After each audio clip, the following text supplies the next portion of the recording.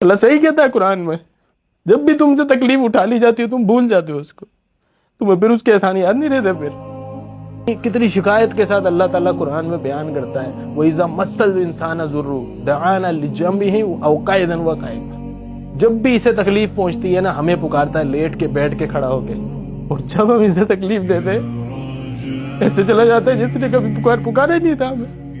کیسی شکایت کے ساتھ اللہ بیان کر رہا ہے قرآن، تمہارا دل پھٹ نہیں جاتا، تمہارا کلیجہ پھٹ نہیں جاتا سن کے؟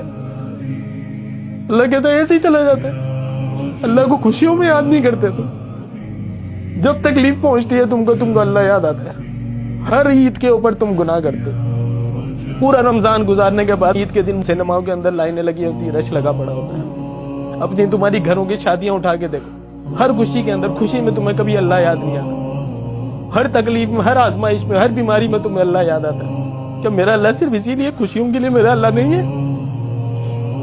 اللہ صحیح کہتا ہے قرآن میں، جب بھی تم سے تکلیف اٹھا لی جاتی ہے تم بھول جاتے ہو اس کو، تمہیں پھر اس کے احسان یاد نہیں رہتے۔ پھر